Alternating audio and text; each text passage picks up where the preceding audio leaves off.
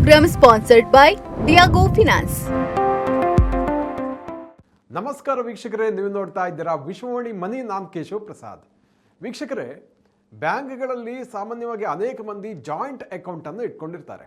ಆದರೆ ಎಷ್ಟೋ ಮಂದಿಗೆ ಅದನ್ನು ನಿರ್ವಹಣೆ ಮಾಡೋದು ಹೇಗೆ, ಅದರಿಂದ ಯಾವ ರೀತಿಯ ಕಾನೂನು ಏನು ಹೇಳುತ್ತೆ, ಬ್ಯಾಂಕಿಂಗ್ ಕಾನೂನಲ್ಲಿ ಯಾವೆಲ್ಲ ಅನುಕೂಲಗಳು ಅದರಲ್ಲಿದೆ, ಅದನ್ನು ಹೇಗೆ ನಿರ್ವಹಣೆ ಮಾಡಬೇಕಾಗುತ್ತೆ ಅನ್ನುವ ವಿಚಾರವನ್ನು ಇವತ್ತಿನ ವಿಶೇಷ ಎಪಿಸೋಡ್ ನಾವು ತಿಳ್ಕೊಳ್ಳೋಣ. ಇದಕ್ಕಾಗಿ ನಮ್ಮ ಜೊತೆ ಇವತ್ತು ನಿವೃತ್ತ ಬ್ಯಾಂಕರ್ ಆಗಿರುವಂತಹ RS ಪ್ರಕಾಶ್ ಅವರು ನಮ್ಮ ಜೊತೆ ಇದ್ದಾರೆ. ಬನ್ನಿ ಕಾರ್ಯಕ್ರಮಕ್ಕೆ ಅವರನ್ನ ಬರಮಾಡ್ಕೊಳ್ಳೋಣ. ನಮಸ್ಕಾರ ಪ್ರಕಾಶ್ ಸರ್. ನಮಸ್ಕಾರ ಸರ್. ಅಂದಹಾಗೆ ಇವತ್ತಿನ ಎಪಿಸೋಡ್ ನಾವು ಈ ಜಾಯಿಂಟ್ ಅಕೌಂಟನ್ನು ಯಾವ ರೀತಿ ಮೇಂಟೈನ್ ಮಾಡಬೇಕಾಗುತ್ತೆ, ಅದರ ಒಂದು ಅನುಕೂಲಗಳು ಅನಾನುಕೂಲಗಳು ಇದ್ದರೆ ಏನು ಅಂತ ಹೇಳ್ತೀರಾ ಅಂತ ನಮ್ಮ ವೀಕ್ಷಕರಿಗೆ. ನೋಡಿ, ಸಾಮಾನ್ಯವಾಗಿ ಬ್ಯಾಂಕಿನಲ್ಲಿ ಖಾತೆ ತೆರೆಯುವಾಗ ಅದನ್ನು ನಾವು ಒಬ್ಬರಿಗಿಂತ ಹೆಚ್ಚು ಜನ ಅದನ್ನು ನಿರ್ವಹಿಸಬೇಕಾದ ಸಂದರ್ಭ ಬಂದಾಗ ಅದನ್ನು ಜಂಟಿ ಖಾತೆಗಳು ಅಥವಾ ಜಾಯಿಂಟ್ ಅಕೌಂಟ್ಸ್ ಅಂತ ಹೇಳ್ತೀವಿ.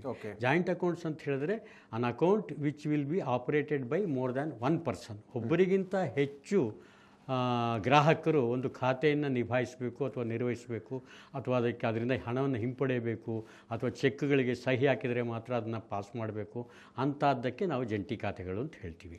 ಜಂಟಿ ಖಾತೆಗಳಲ್ಲಿ ಏನಾಗುತ್ತೆ ಅಂತ ಹೇಳಿದ್ರೆ ಒಬ್ಬರಿಗಿಂತ ಹೆಚ್ಚು ಗ್ರಾಹಕರು ಆ ಖಾತೆಯನ್ನು ಹೊಂದಿರ್ತಾರೆ. ಒಬ್ಬರಿಗಿಂತ ಇಬ್ಬರು ಇರ್ಬೋದು, 3 ಜನ ಇರ್ಬೋದು, ಅದು ಎಷ್ಟಕ್ಕಾದರೂ ಹೋಗ್ಬೋದು. ಈಗ ನಾವೊಂದು ಪಾರ್ಟ್ನರ್ಶಿಪ್ ಅಕೌಂಟ್ ಅಂತ ಹೇಳಿದ್ರೆ 2, 3, 4, 5 ಎಷ್ಟು ಜನ ಪಾಲ್ದಾರರು ಇರ್ತಾರೋ ಎಲ್ಲರಿಗೂ ಕೂಡ ಅದು ಖಾತೆ ಆಗುತ್ತೆ.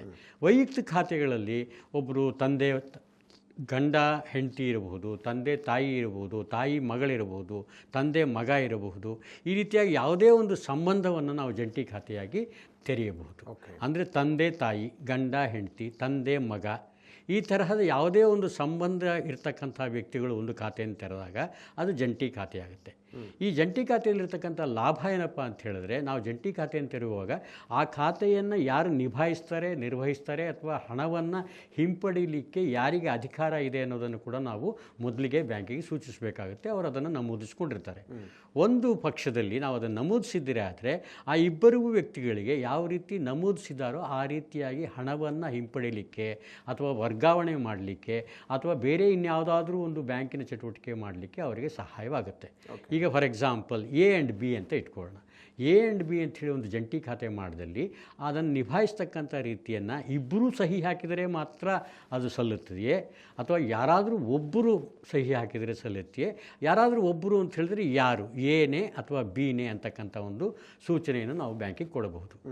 ಇದರಿಂದ ಆಗ್ತಕ್ಕಂಥ ಲಾಭ ಏನಪ್ಪ ಅಂತ ಹೇಳಿದ್ರೆ, ಪ್ರತಿಯೊಂದು ಸಂದರ್ಭದಲ್ಲೂ ಬ್ಯಾಂಕಿಗೆ ಹೋಗುವಾಗಲೇ ಆಗಲಿ ಅಥವಾ ಹಣವನ್ನು ಹಿಂಪಡೆಯುವಾಗಲೇ ಆಗಲಿ ಅಥವಾ ಹಣವನ್ನು ವರ್ಗಾಯಿಸುವಂಥ ಸಂದರ್ಭದಲ್ಲಿ ಇಬ್ಬರೂ ಕೂಡ ಸಹಿ ಹಾಕಬೇಕಾದಂಥ ಅವಶ್ಯಕತೆ ಇರೋದಿಲ್ಲ.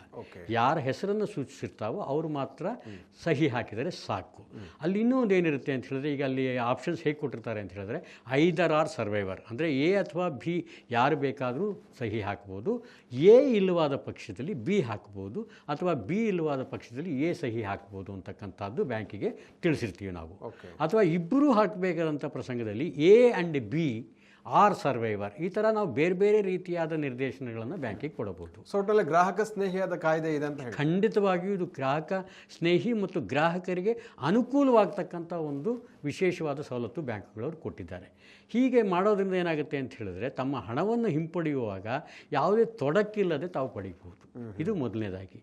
ಕೆಲವೊಂದು ಸರ್ತಿ ಏನಾಗುತ್ತೆ ಅಂತ ಹೇಳಿದ್ರೆ, ಬಹಳಷ್ಟು ಕಾರಣಗಳಿಗೆ ನಿಮಿತ್ತದಿಂದಲೋ ಅಥವಾ ಬೇರೆ ಯಾವುದೋ ತೊಂದರೆಯಿಂದಲೋ ಕೂಡ ಏನಾದರೂ ಆಗಿ ಯಾರಾದರೂ ಒಬ್ಬ ಗ್ರಾಹಕ ಮೃತ ಹೊಂದಿದಾಗ ಉಳಿದಕ್ಕಂಥ ಖಾತಾದಾರ ಯಾವುದೇ ತೊಂದರೆ ಇಲ್ಲದೆ ಹಣವನ್ನು ಕೂಡ ಪಡೀಬಹುದು. ಇದು ಎರಡನೇದಾಗಿ.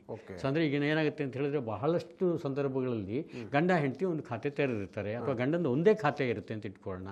ಆತ ಮೃತಪಟ್ಟಾಗ ಇವರಿಗೆ ದಿಢೀರಾಗಿ ಹಣದ ಅವಶ್ಯಕತೆ ಇದ್ದಾಗ ಬ್ಯಾಂಕಿಗೆ ಹೋದಾಗ, ಇಲ್ಲ ನೀವು ಆ ಫಾರಮ್ ತೊಗೊಂಬನ್ನಿ, ಈ ಫಾರಮ್ ತೊಗೊಂಬನ್ನಿ, ಆ ಸರ್ಟಿಫಿಕೇಟ್ ತೊಗೊಂಬನ್ನಿ, ಈ ಸರ್ಟಿಫಿಕೇಟ್ ತೊಗೊಂಡು ಬನ್ನಿ ಅಂತ ಹೇಳಿದಾಗ ಇವರಿಗೆ ಮೊದಲನೇದಾಗಿ ಆ ಸದಸ್ಯನನ್ನು ಕಳ್ಕೊಂಡಿರ್ತಕ್ಕಂಥ ಒಂದು ದುಃಖ, ಎರಡನೇದಾಗಿ ಸಮಯಕ್ಕೆ ಅವರ ಕಷ್ಟಪಟ್ಟು ದುಡಿದು ಉಳಿತಾಯ ಮಾಡಿರ್ತಕ್ಕಂಥ ಹಣ ಅವರಿಗೆ ಕೈಗೆ ಸಿಕ್ಕಲಿಲ್ಲ ಅಂತಕ್ಕಂಥ ಒಂದು ಬಾಧೆನೂ ಆಗುತ್ತೆ.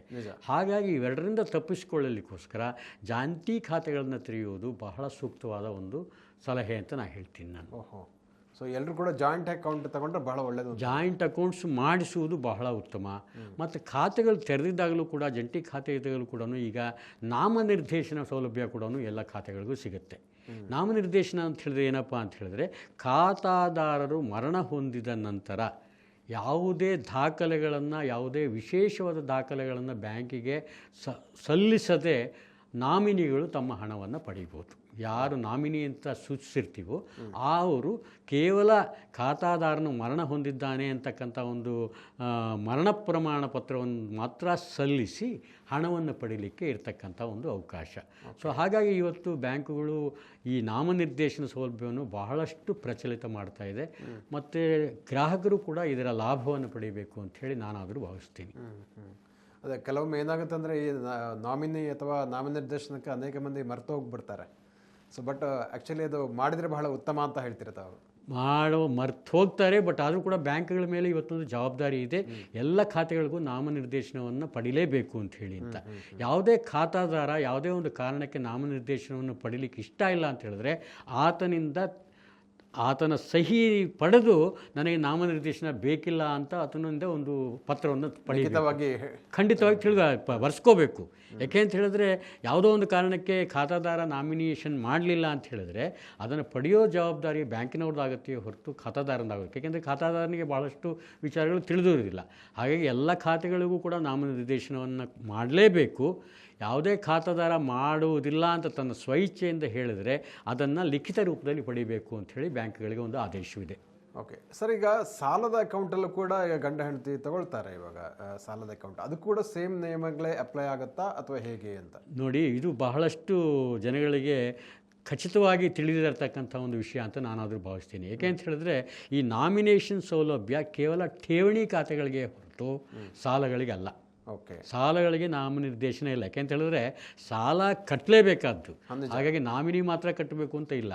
ಅದೇ ಠೇವಣಿಗಳಲ್ಲಿ ಏನಾಗುತ್ತೆ ಅಂತ ಹೇಳಿದ್ರೆ, ಖಾತಾದಾರ ಮರಣ ಹೊಂದಿದ ನಂತರ ಆ ಹಣವನ್ನು ವಾಪಸ್ ಯಾರಿಗೆ ಕೊಡಬೇಕು ಅಂತಕ್ಕಂಥದ್ದು ಬ್ಯಾಂಕಿಗೆ ಒಂದು ದೊಡ್ಡ ಸಮಸ್ಯೆ ಆಗುತ್ತೆ. ಕೊಡಲಿಲ್ಲ ಅಂತ ಹೇಳಿದ್ರೆ ಬ್ಯಾಂಕಿನ ಮೇಲೆ ಆದೇಶವೂ ಕೂಡ ಏನಿದೆ ಅಂತ ಹೇಳಿದ್ರೆ, ಅಂಥ ಖಾತೆಗಳನ್ನು 10 ವರ್ಷಗಳ ಕಾಲ ಅದರಲ್ಲಿ ಯಾವುದೇ ಒಂದು ವ್ಯವಹಾರ ಅಥವಾ ಒಂದು ಟ್ರಾನ್ಸಾಕ್ಷನ್ ಇಲ್ದಿರ ಇದ್ದಂಥದ್ದನ್ನು ಆ ಹಣವನ್ನು Reserve Bank of India depositors education awareness ಫಂಡ್ಗೆ ವರ್ಗಾಯಿಸಬೇಕಾಗತ್ತೆ. ಆ ಒಂದು ಮೊತ್ತವೇ ಇಲ್ಲಿವರೆಗೆ ಸಹಸ್ರಾರು ಕೋಟಿಗಳಷ್ಟು ಉಳಿದಿದೆ ಅಂಥೇಳಿ ಭಾಳಷ್ಟು ಕಡೆ ನಾವು ಓದಿದ್ದೀವಿ. ಇದು ಒಂದು ಆತಂಕಕಾರಿಯಾದ ವಿಚಾರ. ಹಾಗಾಗಿ ಬ್ಯಾಂಕುಗಳು ಕೂಡ ಬಹಳಷ್ಟು ಸಂದರ್ಭಗಳಲ್ಲಿ ಬಹಳಷ್ಟು ರೀತಿಯಲ್ಲಿ ನಾಮನಿರ್ದೇಶನವನ್ನು ಪ್ರಚಾರ ಮಾಡ್ತಾ ಇದ್ದಾರೆ. ಈಗ ಹೊಸದಾಗಿ ಈಗ ತಾನೇ ಅಥವಾ ಇದೀಗ ದಿನಗಳಲ್ಲಿ ಬಂದಿರತಕ್ಕಂಥ ಒಂದು ವಿಶೇಷ ಏನಪ್ಪ ಅಂತ ಹೇಳಿದ್ರೆ, ಒಂದಕ್ಕಿಂತ ಹೆಚ್ಚು ನಾಮಿನಿಗಳನ್ನು ಒಂದು ಖಾತೆಗೆ ಕೊಡಬಹುದು ಅಂತ ಕೂಡ ಒಂದು ಹೊಸ ಆದೇಶವನ್ನು ತಂದಿದ್ದಾರೆ. ಇದು ಕೇವಲ ಠೇವಣಿ ಖಾತೆಗಳಿಗೆ ಮತ್ತು ಸುರಕ್ಷಾ ಕಪಾಟಗಳಿಗೆ, ನಾವು ಸೇಫ್ ಡೆಪಾಸಿಟ್ ಲಾಕರ್ಸ್ ಅಂತ ಬ್ಯಾಂಕಲ್ಲಿ ಏನು ಹೇಳ್ತೀವೋ ಅದರಲ್ಲಿ ಈ ನಿಯಮವನ್ನು ತಂದಿದ್ದಾರೆ. ಇದರ ಪ್ರಕಾರವಾಗಿ simultaneous and successive nominations up to a maximum of 5 ಜನ ನಾಮಿನಿಗಳನ್ನು ಯಾವುದೇ ಖಾತೆಗೆ ಕೊಡಬಹುದು. ಸೈಮಲ್ಟೇನಿಯಸ್ ಆ್ಯಂಡ್ ಸಕ್ಸಸಿವ್ ಅಂತ ಹೇಳಿದ್ರೆ ಅಂದರೆ, ಒಂದು ನಾಮಿನಿಗಿಂತ ಹೆಚ್ಚು ನಾಮಿನಿನ ಒಂದು ಖಾತೆಗೆ ಕೊಡಬಹುದು. ಒಂದು ನಾಮಿನಿಗಿಂತ ಹೆಚ್ಚು ನಾಮಿನಿನ ಕೊಟ್ಟಾಗ ನಾವು ಅದರಲ್ಲಿ ಪ್ರಪೋರ್ಷನನ್ನು ತಿಳಿಸಬೇಕಾಗತ್ತೆ. ಈಗ ನಾನಿಲ್ಲವಾದ ನಂತರ ಈ ಹಣವನ್ನು ಇಂಥ ನಾಮಿನಿ ಕೊಡಿ ಅಂತ ನಾನು ಹೇಳ್ತೀನಿ ಅಂತ ಹೇಳಿದ್ರೆ, ಇಬ್ಬರ ಹೆಸರು ಸೂಚಿಸಿದಾಗ ಅವರಿಗೆ ಯಾವ ಪ್ರಮಾಣದಲ್ಲಿ ಹಣವನ್ನು ವಿತರಿಸಬೇಕು ಅನ್ನೋದನ್ನು ಕೂಡ ನಾವು ಸೂಚಿಸಬೇಕಾಗುತ್ತೆ. ನಾಮಿನಿಗಳ ಮಧ್ಯೆ ಜಗಳ ತಪ್ಪುತ್ತೆ. ಅಥವಾ ಇನ್ಯಾರೋ ನಾಮಿನಿಗಳು ಎಲ್ಲ ಹಣವನ್ನು ತೊಗೊಂಡು ಇನ್ನೊಂದು ನಾವು ಈ ವಿಚಾರದಲ್ಲಿ ತಿಳ್ಕೊಬೇಕಾದೇನಪ್ಪ ಅಂತ ಹೇಳಿದ್ರೆ, nominee is not A legal hair. ನಾಮಿನಿಗೆ ಹಣವನ್ನು ಬ್ಯಾಂಕ್ ಕೊಟ್ಟು ತಮ್ಮ ಜವಾಬ್ದಾರಿಯಿಂದ ತಾವು ಹೊರತಾಗ್ತಾರೆಯೇ ಹೊರತು ಆ ನಾಮಿನಿನೇ ಅದಕ್ಕೆ ವಾರಸ್ದಾರ ಅಂತ ಹೇಳೋದು ಕೂಡ ತಪ್ಪಾಗುತ್ತೆ. ಆ ನಾಮಿನಿ ಫೈನಲಿ ಆ ಕುಟುಂಬದ ಸದಸ್ಯರಿಗೆ ಜವಾಬ್ದಾರಿ ಆಗ್ತಾನೆ ಮತ್ತು ಆ ಹಣವನ್ನು ಅವರಿಗಾಗಿ ಅವನು ಖರ್ಚು ಮಾಡಬೇಕಾಗತ್ತೆ. ಬಟ್ ಏನು ಅಂದರೆ, ಬ್ಯಾಂಕ್ಗಳಿಗೆ ಮತ್ತು ಖಾತಾದಾರರಿಗೆ ಇದೊಂದು ವಿಶೇಷವಾದ ಅನುಕೂಲಕರವಾದ ಸೌಲಭ್ಯ.